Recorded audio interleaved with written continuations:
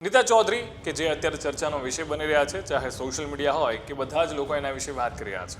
કચ્છના એ head constable હતા અને જે મુજબ આખી ઘટના ઘટી અને ત્યારે એ અમુક અચાનક જ ગાયબ થઈ ગયા. ક્યાંથી ક્યાં ગયા, શું એ કઈ જગ્યાએ પહોંચ્યા હતા, એ બધા જ વિશે વાત કરી આ વિડીયોમાં. તમે જોઈ રહ્યા છો વાઇબ્સ ઓફ ઇન્ડિયા. મારું નામ છે જયરાજ અને વાત કરી રહ્યા છીએ કચ્છના હેડ કોન્સ્ટેબલ જે હતા નીતા ચૌધરી, કે જે એક બુટલેગર સાથે ફરાર થઈ ચૂક્યા હતા અને ત્યારબાદ એમની ધરપકડ કરવામાં આવી. લીંબડી પાસેનું ભલગામડા ગામ છે ત્યાંથી. હવે આવી કઈ ઘટના કેવી રીતે બની, જો એના વિશે વાત કરીએ તો એટીએસની જે સ્પેશિયલ ટીમ છે એમને એવી જાણ મળી કે નીતા ચૌધરી જે છે એ ગાયબ છે અને એમનો ફોન બંધ કરીને બેસી ગયા છે. એટલે હવે એમણે પોતાના જેટલા પણ હ્યુમન સોર્સ છે એનો ઉપયોગ કર્યો અને એના દ્વારા એવી માહિતી મળી કે સુરેન્દ્રનગરનું લીંબડી અને લીંબડી પાસે ભલગામડા જે ગામ છે ત્યાં નીતા ચૌધરી હોઈ શકે છે.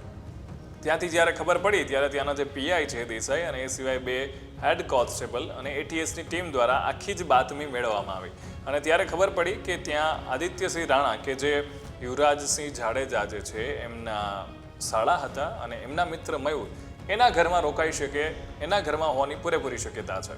હવે જ્યારે એવી ખબર પડી ત્યારે એ કન્ફર્મ કરવું અઘરું પડી ગયું હતું કે જે ઘર છે એમાં ખરેખર નીતા ચૌધરી છે કે નહીં.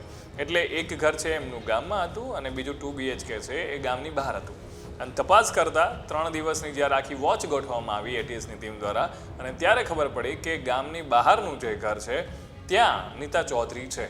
સાંજના લગભગ 5:15 વાગ્યાનો એ સમય હતો અને એ સમય દરમિયાન એટીએસની ટીમ છે એ ઘરમાં ઉતરી અને જ્યારે દરવાજો ખોલ્યો તો એમને હતું કે કદાચ બીજું કોઈ વ્યક્તિ ખોલશે, પણ એમના પણ હોશ ઉડી ગયા. નીતા ચૌધરી સામે ઊભા હતા અને એ જ હાલત નીતા ચૌધરીની પણ હતી, કારણ કે એ નહોતા માની શકતા કે એમને અત્યારે આવી રીતે કોઈ શોધી શકશે.